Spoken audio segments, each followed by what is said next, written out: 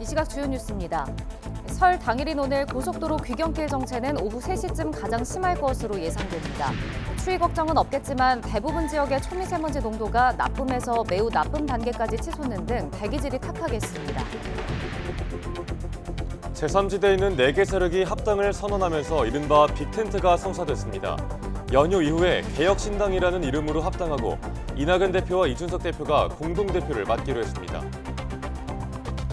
YTN 정기 여론조사 결과 4월 총선에서 국민의힘과 더불어민주당을 뽑겠다는 유권자가 동률인 각각 36%로 조사됐습니다. 이른바 제3지대 빅텐트 정당의 득표율은 지역구와 비례대표 모두 두 자릿수가 예상된다는 결과가 나왔습니다. 설을 하루 앞두고 밤사이 전국 곳곳에서 화재가 잇따랐습니다. 서울 암사동 다세대 주택에 사는 70대 남성이 숨지고 충남 아산에선 집주인이 화상을 입었습니다. 북한이 코로나19로 국경을 봉쇄한 지 약 4년 만에 외국인 관광객들을 받았습니다. 지난해 9월에 열린 김정은 국무위원장과 푸틴 러시아 대통령의 정상회담 후속 조치에 따른 것으로 러시아 관광객 97명이 평양과 마식령 스키장 등에서 3박 4일을 보낼 예정입니다.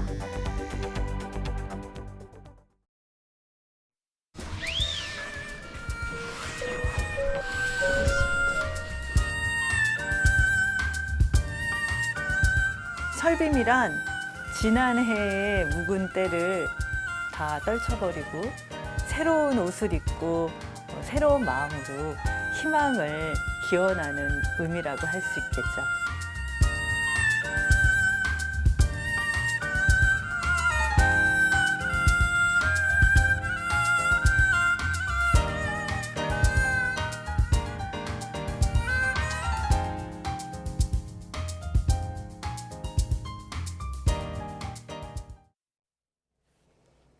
네, 굿모닝 YTN 2부 이어갑니다. 오늘 고속도로 귀경길 정체는 오후 3시쯤에 가장 심할 것으로 예상됩니다.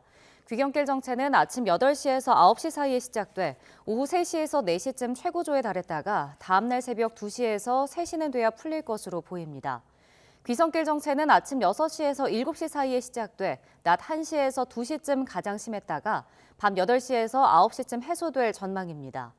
오늘 고속도로 교통량은 전국에서 605만 대에 이르고 수도권에서 지방으로 또 지방에서 수도권으로 각각 46만 대씩 이동할 것으로 예상됩니다. 이번 설 연휴 나흘 동안 전국에서 2,800만여 명이 고속도로를 이용할 것으로 보입니다. 지난해보다 많은 사람이 고향을 찾을 걸로 보이는데요. 연휴 첫날 터미널과 기차역도 붐볐습니다. 조용성 기자가 보도합니다.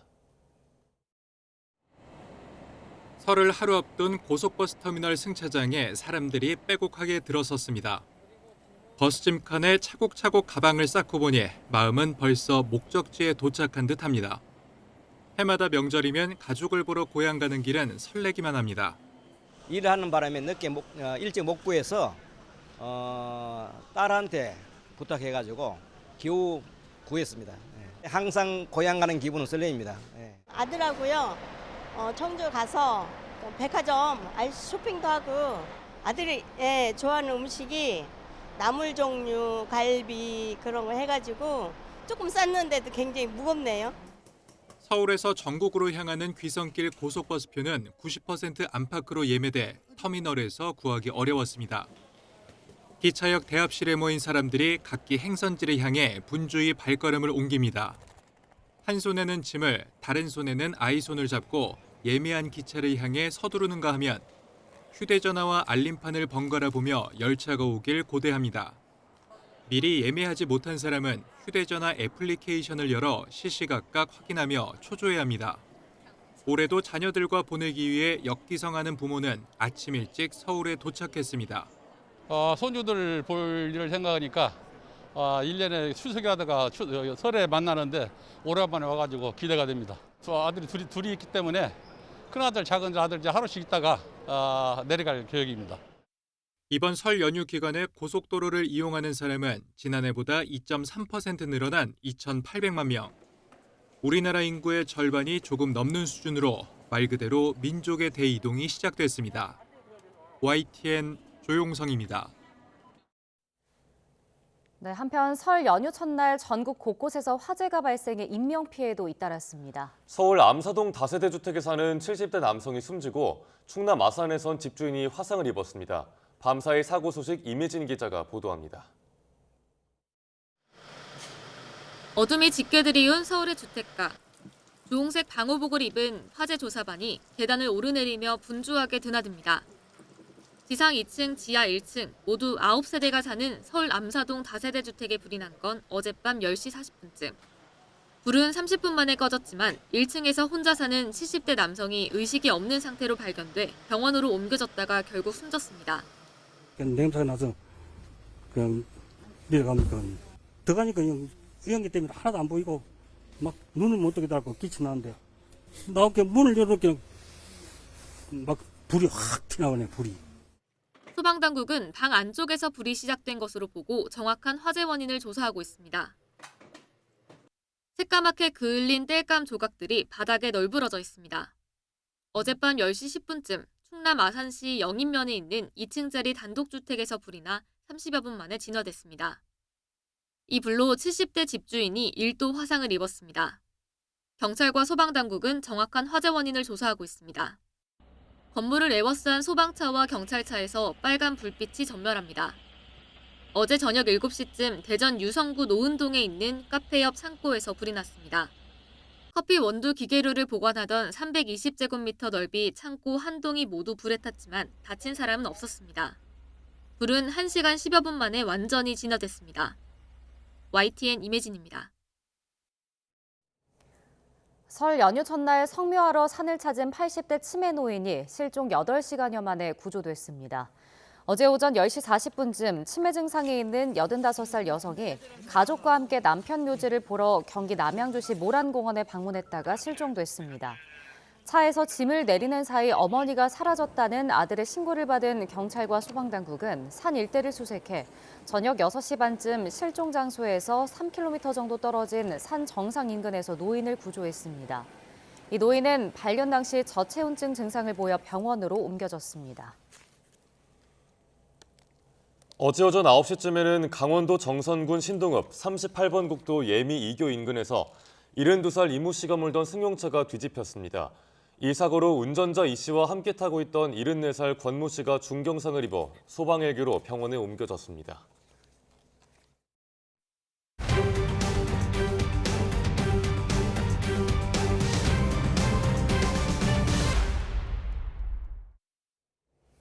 YTN이 실시하는 정기 여론조사 결과 오는 4월 총선 지역구 선거에서 국민의힘과 민주당 후보에게 투표하겠다는 유권자 비율이 같은 것으로 나타났습니다.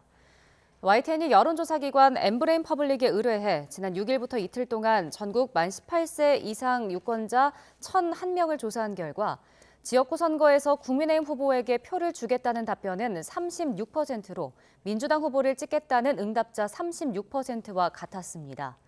제3지대에 대해서는 어제 통합결정 전에 시행된 조사로 이준석 대표가 이끄는 개혁신당이 4%, 이낙연 전 민주당 대표 등이 주도하는 새로운 미래는 3% 득표율이 예상됐습니다. 현행 선거제도인 준연동형으로 비례대표를 뽑을 경우 32%가 국민의힘이 추진 중인 위성정당인 국민의 미래에 투표하겠다고 했고 민주당이 준비하는 통합형 비례정당에는 29%가 표를 줄 거라고 답했습니다. 이번 총선의 성격을 놓고는 야당에 더 힘을 실어주는 선거라는 여론이 47%로 여당에 더 힘을 실어야 한다는 38%보다 많았습니다. 거대 양당이 아닌 제3지대 세력이 하나의 정당으로 통합해 4월 총선에 나서기로 합의한 가운데 YTN 정기 여론조사 결과 이른바 빅텐트 정당이 지역구와 비례대표 선거에서 모두 두 자릿수 득표율을 기록할 걸로 나타났습니다.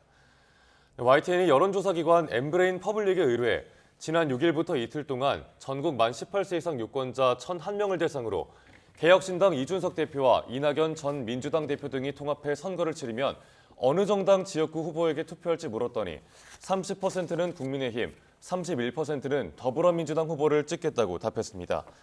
이준석 대표와 이낙연 전 대표가 뭉친 정당에 투표하겠다는 유권자는 11%였습니다. 비례대표 투표는 국민의힘이 추진하는 위성정당인 국민의 미래 29%, 민주당 계열 비례정당은 30%로 비슷했고 제3지대 통합정당은 10%의 표를 받을 걸로 예측됐습니다. 이번 조사는 전화면접 방식으로 진행했고 표본 오차는 95% 신뢰 수준의 플러스 마이너스 3.1%포인트, 전체 질문지를 포함한 자세한 사항은 중앙선거 여론조사심의위원회 홈페이지를 참조하면 됩니다. 이낙연, 이준석 신당 등 제3지대 4개 정치 세력이 당을 하나로 합쳐서 이번 총선을 치르기로 합의했습니다. 보수와 진보 진영을 아우르는 대통합, 이른바 빅텐트가 성사된 건데요. 합당 합의문 내용 직접 들어보겠습니다. 제3지대 통합신당 합당 합의문. 첫째, 당명은 개혁신당으로 한다. 둘째, 지도부 명칭은 최고위원회로 한다. 공동대표는 이낙연 대표, 이준석 대표가 맡는다. 최고위원은 개혁신당, 새로운 미래, 새로운 선택, 원칙과 상식이 각 1인씩 추천하여 구성한다. 셋째, 총괄선대위원장은 이낙연 대표가 맡는다. 넷째, 연휴 직후 조속한 시일 내에 통합 합당 대회를 개최한다. 윤석열 대통령이 국군 장병들의 헌신 덕분에 국민이 안심하고 가족들과 즐거운 설 명절을 맞이하고 있다며 국군 통수권자이자 국민 한 사람으로서 깊이 감사한다고 말했습니다. 대통령실은 윤 대통령이 설을 맞아 국가 방위에 헌신하고 있는 국군 장병들에게 이 같은 새해 감사와 격려의 인사를 전했다고 밝혔습니다. 전국을 뒤흔들고 있는 김건희 여사의 명품 가방 수수 논란과 관련해 윤석열 대통령이 2달 만에 처음으로 심정을 밝혔습니다. 직접적인 표현 대신 매정하지 못해 아쉽다며 애둘러 사과했는데 윤 대통령의 이런 발언 수위에 민심이 어떻게 응답할지 주목됩니다. 보도에 강희경 기자입니다. 논란은 지난해 11월 한 유튜브 방송이 김건희 여사가 명품 가방을 받았다는 의혹을 제기하며 시작됐습니다. 최모 목사가 여사에게 명품 가방을 전달하는 과정을 몰래카메라로 촬영한 내용입니다. 아이고, 선물도 보내주시고 그래서. 아이고, 그냥. 시민단체의 고발과 권익위 신고가 이어졌고 여론은 들끓었습니다. 대응책을 놓고 20년 지기 윤 대통령과 한동훈 국민의힘 비상대책위원장이 공개적으로 갈등을 빚는 상황까지 벌어졌습니다. 갈등 원인으로 김건희 여사 리스트가 조금 거론이 되는데 관련해서 위원장님 입장은 전환이 없을까요? 제 입장은 처음부터 한 번도 변한 적이 없습니다. 그 사이 김 여사는 자취를 감췄습니다. 지난해 12월 15일 네덜란드 순방 귀국길 이후 공개석상의 모습을 드러내지 않고 있는 겁니다. 결국 윤 대통령은 방송 대담 형식을 빌려 부인 문제에 대해 처음으로 심정을 밝혔습니다. 의혹 제기 2달여 만입니다. 하지만 아쉽다는 말만 남겼을 뿐 사과나 유감 표명은 없었습니다. 오히려 몰카를 동원한 정치 공작이라고 날을 세웠습니다. 시계에다가 이런 몰카까지 들고 와서 이런 걸 했기 때문에 공작이죠. 매정하게 좀 끊지 못한 것이 좀 어떤 문제라면 문제고 좀 아쉽지 않았나. 그나마 대응책으로 언급됐던 제2부속실은 설치를 추진하고 있다면서도 재발 방지에 도움이 될지 의문이라는 데 더 방점을 찍었습니다. 사실상 통보하고 밀고 들어오는 건데 그거를 적절하게 막지 못한다면은 제2부속실이 있어도 만날 수밖에 없는 거 아니겠습니까? 단호하게 대응하는 것 외에는 별다른 대응책을 제시하지 못한 셈입니다. 일방적 소통 방식 논란에도 정제된 메시지 전달을 위해 방송 녹화 대담을 택했지만 여당 내부에서도 아쉽다는 반응이 나오고 있습니다. 이른바 김건희 리스크와 이에 대한 윤 대통령의 대응에 총선을 앞둔 민심이 어떻게 반응할지 관심이 쏠리고 있습니다. YTN 강희경입니다. 조국 전 법무부 장관의 4월 총선 출마가 가시화되는 모습입니다. 2심 실형 판결에도 법정 구속은 피했기 때문인데요. 형이 그대로 확정되면 피선거권을 잃지만 대법원의 최종 판단이 나오려면 상당한 시간이 걸릴 전망입니다. 부장원 기자가 보도합니다. 잘못을 반성하는 태도를 보이지 않는다. 범행을 인정하지 않는 사과나 유감을 진지한 반성으로 볼 수 없다. 선고에 앞서 조국 전 장관의 반성 없는 태도를 꼬집은 항소심 재판부는 1심과 같이 징역 2년의 실형을 선고하면서도 법정 구속은 하지 않았습니다. 방어권 보장이 이유였는데 달라진 법정 구속 기준이 영향을 미쳤습니다. 과거에는 특별한 사정이 있는 경우에만 법정 구속을 면해주는 게 원칙이었지만 지난 2021년 대법원이 24년 만에 예규를 개정해 구속 사유와 필요성이 있다고 인정하는 경우에만 법정 구속하도록 한정했기 때문입니다. 덕분에 직접 걸어서 법정을 나온 조 전 장관은 대법원의 최종 판단을 구하겠다며 한결 불복 의사를 분명히 했습니다. 그러면서 새로운 길을 걷겠다는 의미심장한 말도 남겼는데 저는 많이 부족하고 여러 흠이 있습니다. 그러나 여기서 포기하지 않고 새로운 길을 걸어가겠습니다. 사실상 총선 출마를 굳힌 것으로 해석됐습니다. 과연 형사 피고인의 출마가 적절한지와는 별개로 조 전 장관은 아직 형이 확정되지 않았기 때문에 법적으로 출마에 제한은 없습니다. 당선만 된다면 상당 기간 의정 활동을 이어갈 수 있는 겁니다. 대법원 판결 전에 제가 할 수 있는 모든 일을 다하겠다라고 말씀드리겠습니다. 첨예한 사건인 만큼 대법원의 최종 판단이 내려지기까지는 길게는 1년에서 2년도 걸릴 수 있는 상황. 금고 이상의 형이 확정되면 의원직을 잃게 되지만 일각에선 만약 국회의원에 당선된다면 진행 중인 재판에 영향을 미칠 수 있다는 우려도 나옵니다. YTN 부장원입니다. 코로나19 유행 이후 처음으로 외국 단체 관광객들이 북한에 들어갔습니다. APTN은 러시아 단체 관광객들이 현지 시각 9일 오후 1시 39분에 고려항공 여객기를 타고 블라디보스토크를 출발한 뒤 평양 국제공항에 도착했다고 보도했습니다. 코로나19 방역을 위해 2020년 1월 국경을 봉쇄했다가 3년 7개월 만인 지난해 8월 국경을 공식 개방한 북한이 외국인 관광객을 본격적으로 받아들이는 것은 이번이 처음입니다.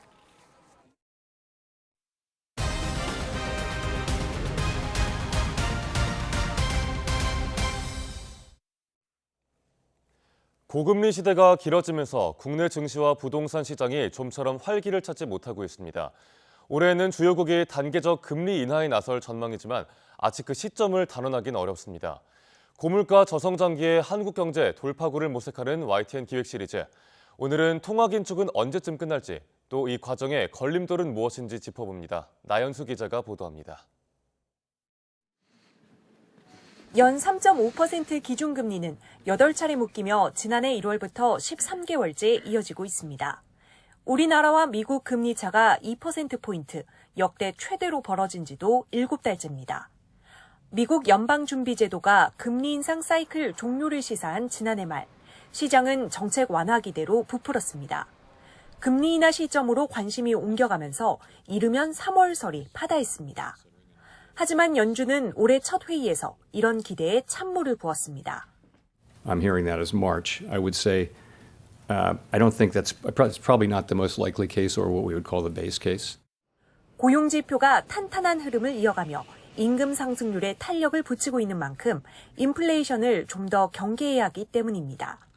미국 경제가 좋다 보니까 금리 인하 시점이 뒤로 밀리면서 결국에는 한국도 이제 한국은행이 기준금리를 인하할 시점도 같이 뒤로 밀리게 되거든요.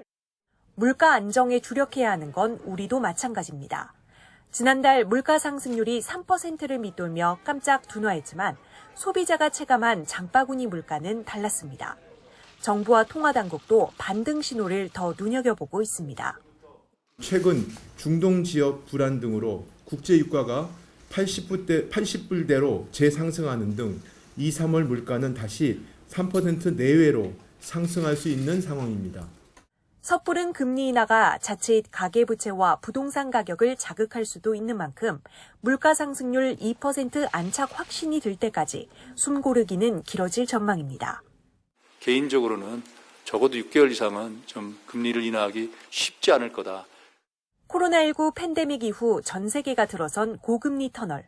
미국조차 벚꽃 엔딩을 기대하긴 매우 어렵고 한국은 일러도 7월 이후에나 빠져나올 수 있을 전망입니다.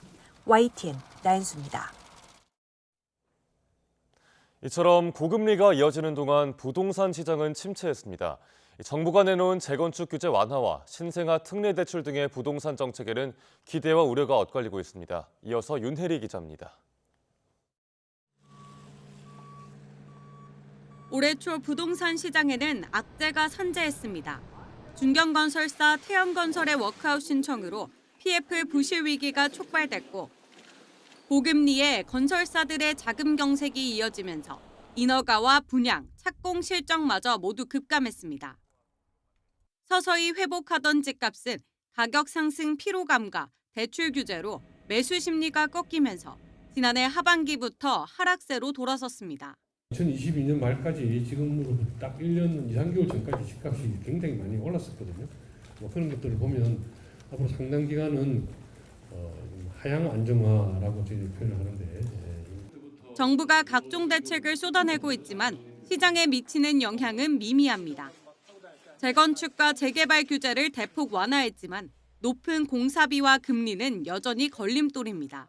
단순히 안전진단 없이 추진할 수 있다라고 해서 사업성이 좋아지진 않기 때문에 궁극적으로 공급 물량을 늘리고 사업을 단축시키기에는 좀 역부족일 것 같습니다. 교통호재인 2기 GTX 신규 노선 발표도 단기간 집값 상승과 시장 활성화를 견인하기엔 역부족이라는 평가입니다. 광역교통망 개발은 지역 내 상당한 개발 호재지만 예타나 착공, 개통까지 많은 재원이나 시간을 요하는 데다 민자 또는 지자체 재원 마련이 중요해서 노선 현실화까지 장기적으로 바라보실 필요가 있겠습니다. 다만 27조 원 규모의 신생아 특례 대출은 얼어붙은 거래 숨통을 트여줄 마중물이 될 걸로 예상됩니다. 대출 규모가 특례보금자리론보다는 작고 대상자도 한정이 돼 있기 때문에 집값 상승을 이끌기보다는 하락을 어느 정도 막는 완충 역할을 할 것으로 예상이 됩니다. 전문가들은 시장 회복을 위해서는 금리 인하와 같은 변화가 필요하다고 말합니다. 고금리 장기화 속 침체된 부동산 경기가 PF 부실 위기와 시장 불확실성을 털어내고 올해 안에 회복될 수 있을지 주목됩니다. YTN 윤혜리입니다. 홍콩 H지수 ELS 주요 판매사를 대상으로 현장 검사를 진행한 금융감독원이 은행권을 향해 자율 배상을 권고했습니다.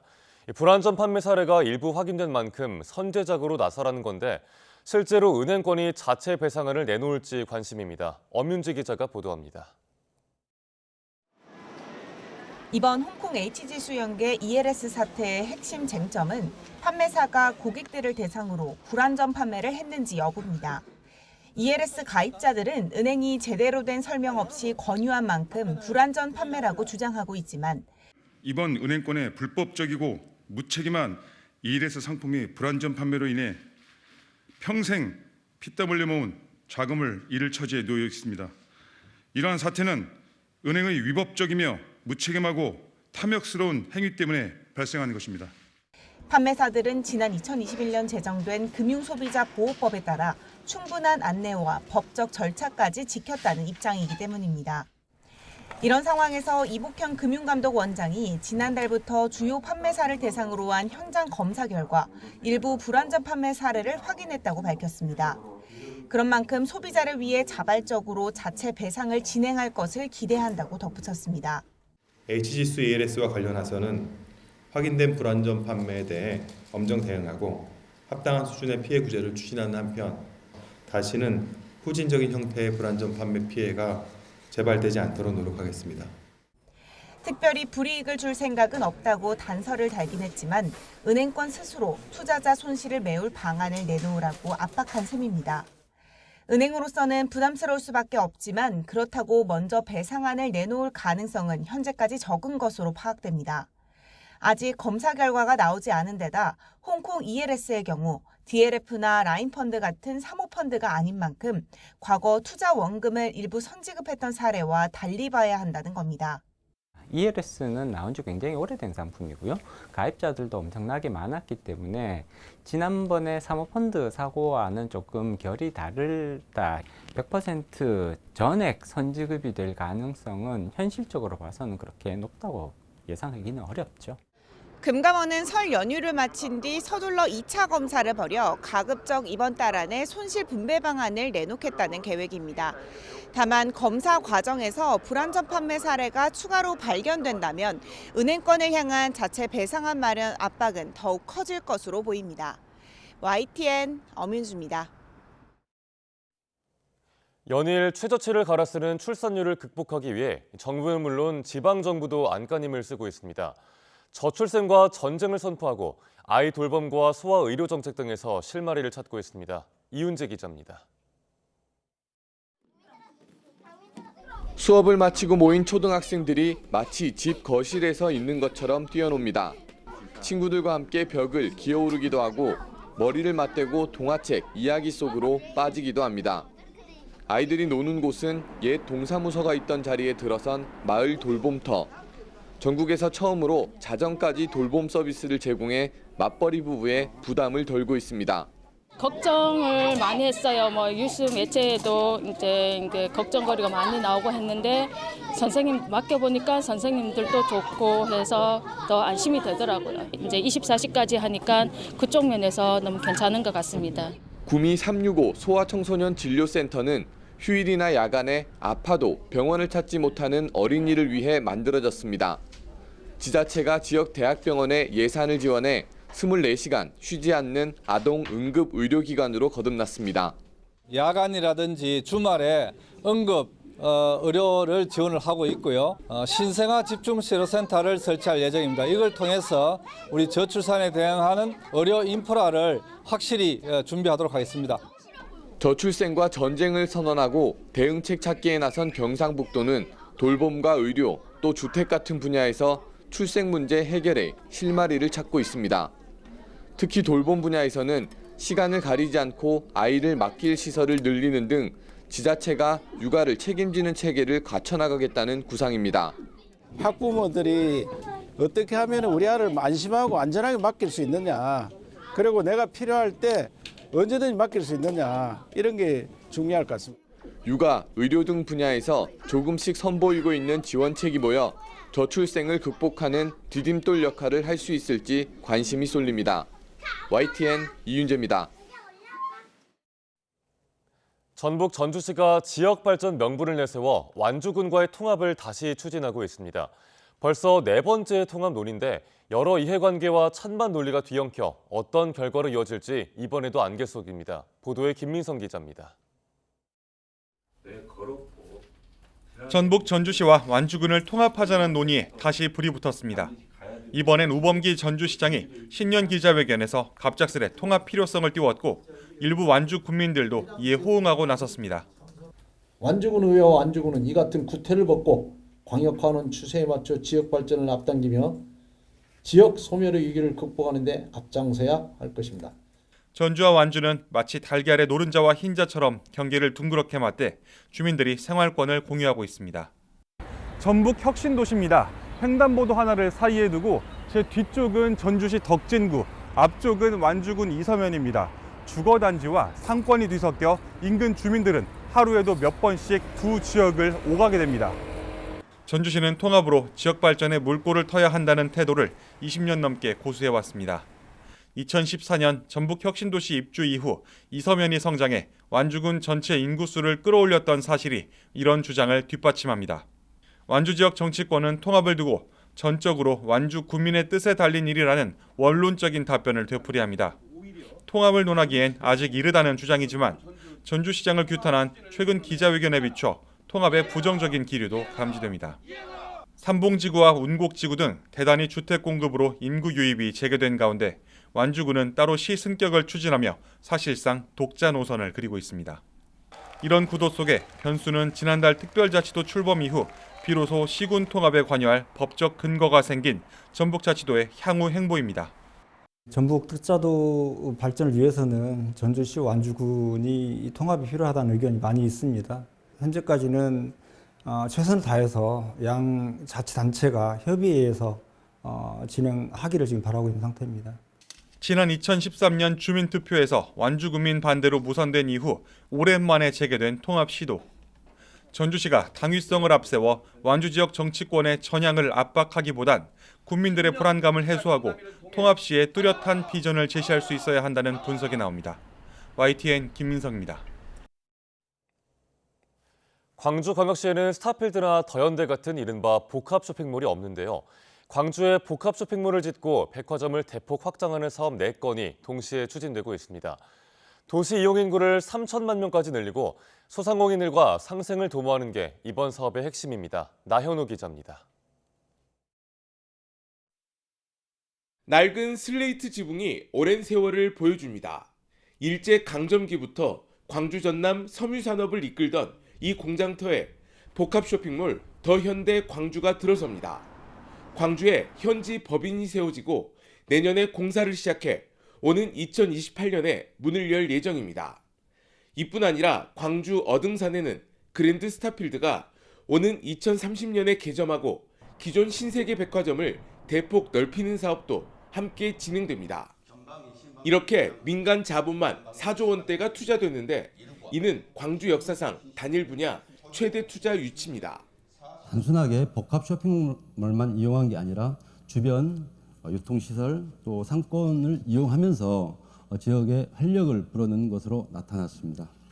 다만 우려되는 것은 광주 지역 종사자의 절반이 넘는 소상공인들의 피해입니다.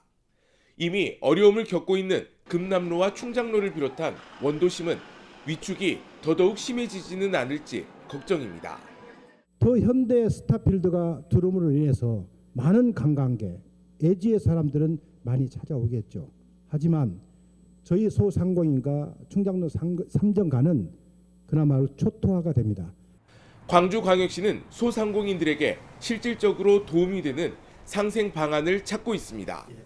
소상공인 특례 보증기금을 1,500억 원까지 늘리고 온라인 사업으로 전환하거나 대표 상권을 육성하는 등의 방안이 추진됩니다. 복합 쇼핑몰도 판매 특화 공간을 만들고 판로 개척을 지원하거나 원도심이나 전통시장을 연계하는 방안이 고려되고 있습니다. 복합 쇼핑몰 상생발전 협의체를 구성 운영하여 상생발전을 마련하는 과정을 통해서 소상공인들의 참여를 보장하고 대화 채널을 상시적으로 개방하겠습니다. 광주광역시는 복합 쇼핑몰과 백화점 확장이 잇따라 완성되면 도시 이용 인구 3천만 시대를 열 수 있을 것으로 기대하고 있습니다. YTN 나연호입니다. 강원도 폐광 지역에 조성된 강원랜드는 국내 유일의 내국인 카지노로 잘 알려져 있죠. 일종의 사행산업이어서 강원랜드라는 기업을 비판적으로 바라보게 하는 이유이기도 한데요. 강원랜드가 관광 레저형 복합 리조트로의 전환을 보다 적극적으로 추진하기로 했습니다. 보도에 지환 기자입니다. 강원랜드 하면 떠오르는 건 바로 카지노입니다. 국내 유일 내국인 카지노. 조 단위가 넘는 매출액 대부분이 카지노 테이블 200대와 슬롯머신에서 나옵니다. 민간 기업도 아닌 공기업이 도박 중독자를 양산한다는 비판이 나오는 이유입니다. 하지만 사실 강원랜드에 카지노만 있는 건 아닙니다. 하이원이라는 이름으로 호텔 콘도와 스키 골프장, 물놀이 시설까지 이른바 비카지노 부분에도 막대한 투자를 했지만 여전히 성과는 미미합니다.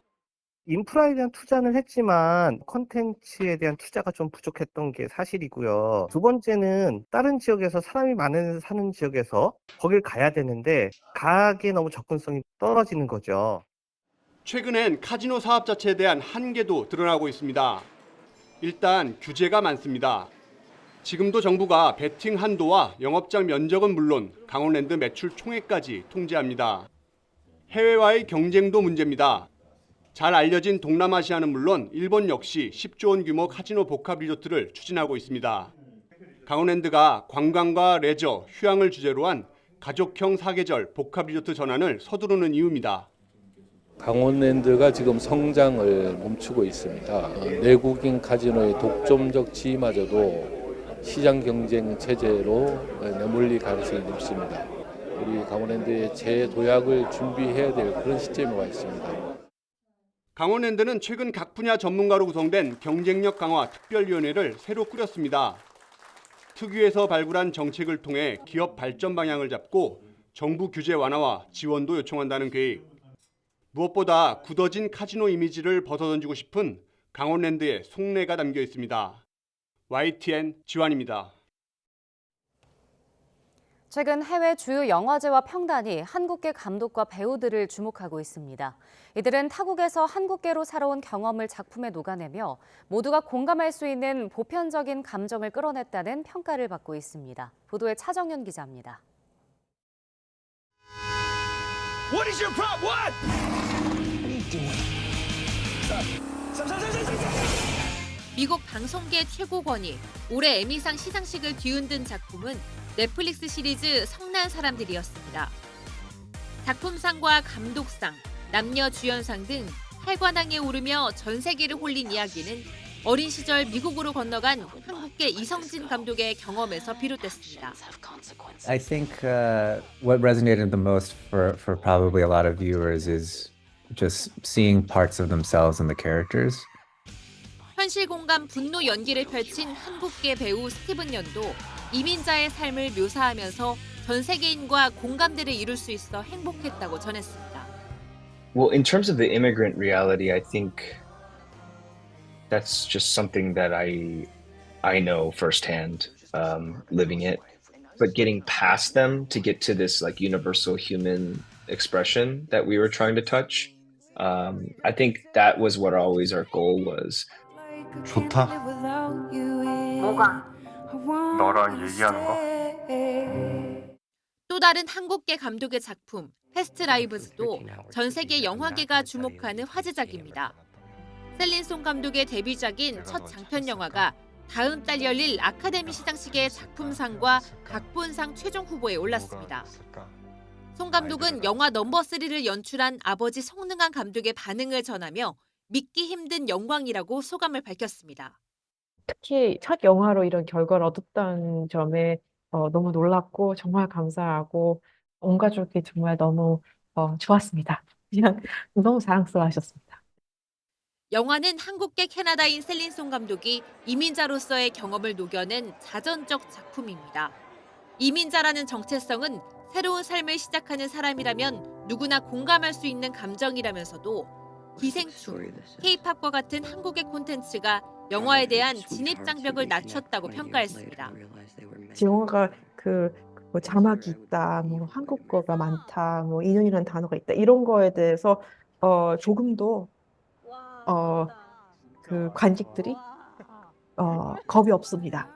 그건 어때? 기생충도 봤는데 이런 부분이 있기 때문에 해외 평단의 호평을 받고 있는 패스트 라이브즈는 다음 달 6일 국내 극장가를 찾을 예정입니다. YTN 차종윤입니다. 일본에는 다양한 동물을 체험할 수 있는 카페가 여럿 있는데요. 최근엔 다 자라도 웰시코기보다 작은 마이크로 돼지를 만날 수 있는 이색 카페가 인기라고 합니다. 기정훈 기자가 전해드립니다. 작은 돼지 여러 마리가 사람 무릎 위에서 놉니다.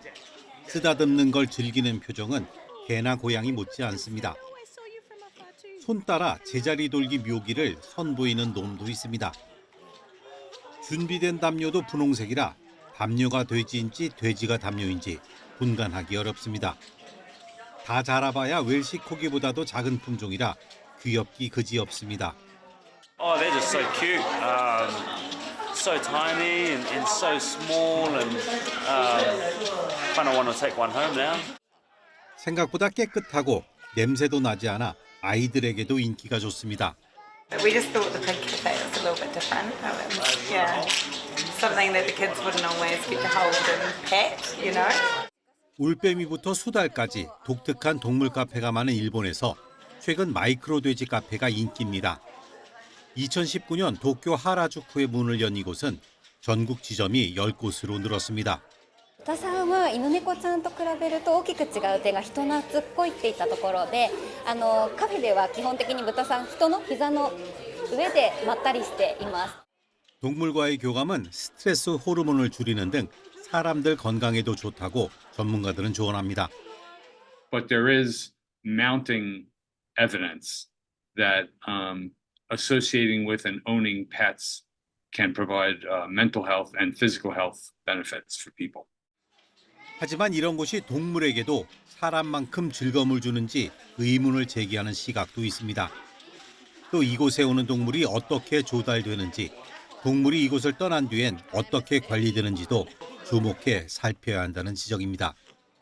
YTN 기정훈입니다. 우리 땅에서 자란 식물로 정원이 꾸며진다면 어떤 모습일까요?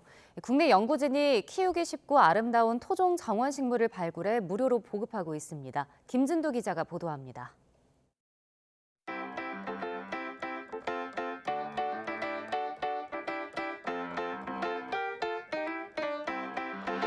온실 안에 녹색 식물이 가득합니다. 그중 하나는 식용으로 쓰이는 고사리입니다. 크기가 작고 실내에서도 잘 자라는 품종입니다. 파초를 닮아 파초 1호로 불리는 식물도 있는데 사실 정체는 고사리입니다. 제주도 섭섬에서 자라 섭섬 1호로도 불리는 한국 자생식물입니다. 국내 연구진이 보기 좋고 기르기도 쉬운 자생식물들을 골라 개체 수를 늘리는 중입니다. 우리 자생식물 중에서도 정원과 어울리는 식물들이 많습니다. 이러한 종들을 대상으로 도시환경 적응성 평가를 통해 실내에서도 쉽게 키울 수 있고 또한 적응력이 우수한 식물들을 개발해 나가고 있습니다. 실제 정원에 옮겨 심은 고사리들은 돌, 풀, 꽃과 자연스럽게 어우러집니다. 화려하지는 않지만 은은하고 눈길을 사로잡는 매력을 뽐냅니다. 이게 고사리 종류 중에서 파초 일엽이라고 잎이 하나거든요. 그래서 이게 정원용으로 재배된다는 자체가 굉장히 놀랍고요, 신비롭습니다. 그동안 국내 대규모 정원에 사용되던 식물들은 대부분 외국산. 매년 막대한 로열티를 지불해야 합니다. 그런데 자생식물로 정원을 채울 수 있게 되면 그 돈을 절약할 수 있을 뿐만 아니라 오히려 수출 상품으로 키울 수도 있습니다. 정원 소재 개발 사업은 정원 산업과 정원 문화 활성화 차원에서 우리나라의 우수한 자생식물을 정원 소재로 개발하고 육성하는 데 그 기본 목적이 있습니다. 외국산을 대체할 수 있는 자생 정원 식물은 현재 65종이 발굴됐고 필요로 하는 개인 정원에 무료로 제공될 예정입니다. YTN 김윤두입니다. 요즘 박물관 기념품점에 가보신 적 있으신가요? 촌스럽고 조악하던 외국인들의 기념 선물 정도로만 여겨지던 상품들이 전통과 현대가 어우러진 세련된 디자인과 기능성으로 품절 대란까지 일으키고 있습니다. 보도에 김정회 기자입니다.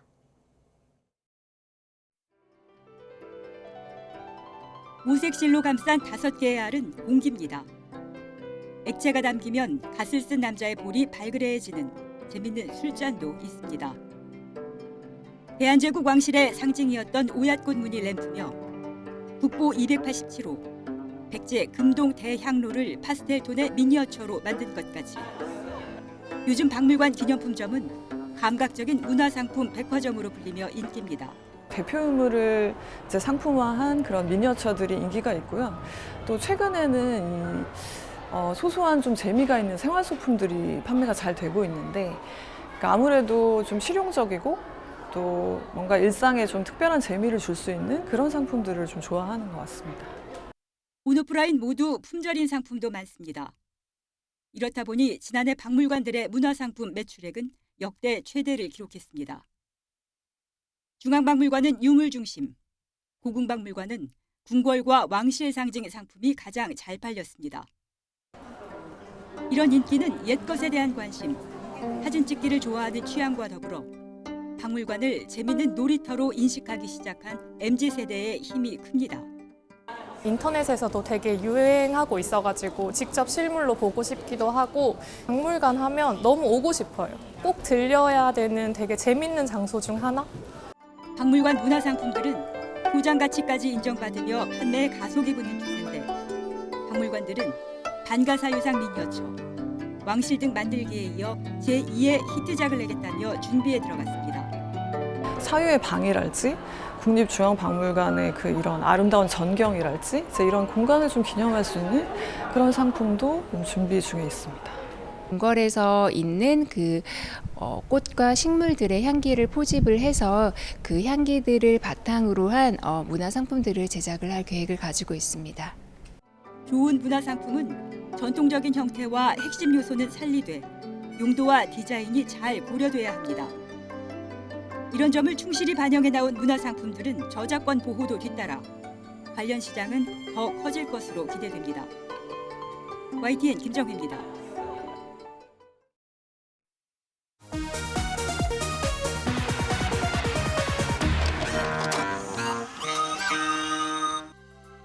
여기 와서 좋은 분을 만나서 고향 가게 돼서 매우 기쁩니다. 아들, 딸, 손녀들 다 오고 나니까 기쁘단 말을 말할 수는 없죠.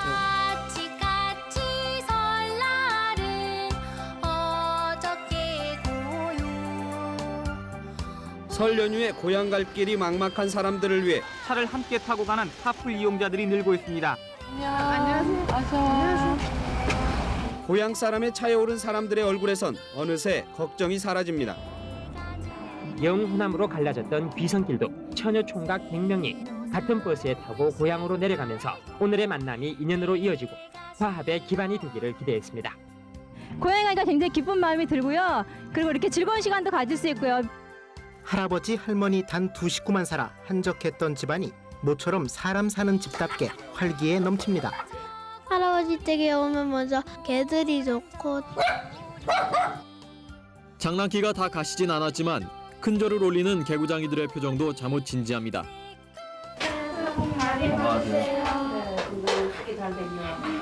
집안 어른에 대한 세배와 함께 새해 복을 기원하는 덕담이 이어집니다.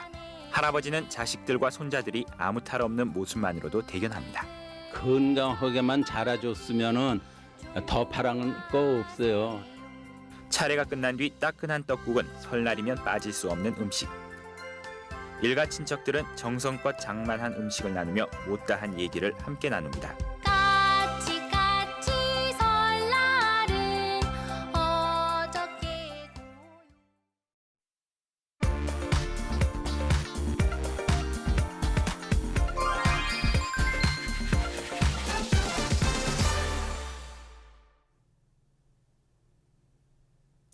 네, 설 당일인 오늘은 교통량이 양방향에서 많겠습니다. 특히 오늘은 서울 쪽 이동하는 길도 최대 교통량을 보이겠는데요. 귀경길은 오후 3시와 4시 사이에, 귀성길은 오후 1시와 2시 사이 이동이 가장 어려운 시간대가 되겠습니다. 지금은 지방 쪽으로 정체가 계속되면서 수도권에서는 15번 서해안고속도로 목포 쪽 이동이 가장 불편한 상태고, 경부선과 논산 천안선에서는 충청권 이동이 가장 많은 상태입니다. 1번 경부고속도로 부산 쪽은 동탄과 오산에서 정체인데요. 오산은 남사까지 6km, 그리고 안성에서 주춤하다가 충청권인 천안에서 천안 분기점까지 이동하기가 6km 구간 어려운 상태입니다. 천안 분기점을 지나면 수월하고, 천안에서 논산 천안선을 진입하신다면 논산 쪽 차량 터널을 중심으로 8km 속도가 내려가 있습니다. 15번 고속도로입니다. 목포 쪽 빠른 속도로 이동이 많아지는 노선인데요. 매송휴게소와 화성휴게소 정체를 지나면 이렇게 서평택에서 서해대교까지 이동이 어려운 상태고, 서해대교를 지나고 나서는 서산 일대 포함해서 여유 있습니다. 45번 고속도로도 창원 가는 길이 어려워지면서 여주를 시작으로 감곡 나들목까지는 10km의 정체 이어지고, 50번 고속도로 용인 나들목은 강릉 쪽 교통량 많아집니다. 네, 모든 좌석에서 안전띠 착용 잊지 마시고요. 고속도로 교통방송이었습니다.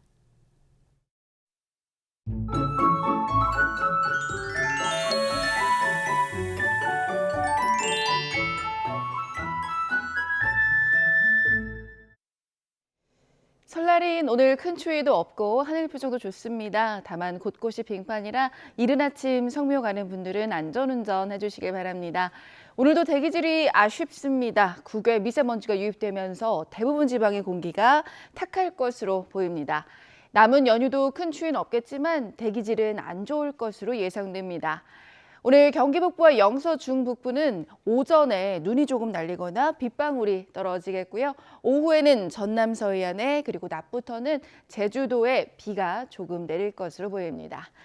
현재 기온 살펴봅니다. 현재 서울이 영하 1.4도, 춘천이 영하 6도, 부산은 영상 1도고요. 낮 기온은 서울이 6도, 대전 7도, 대구가 9도로 예상됩니다. 날씨였습니다. 이상으로 굿모닝 YTN 2부 마칩니다. 잠시 후 3부가 이어집니다. 시청해주신 여러분 고맙습니다.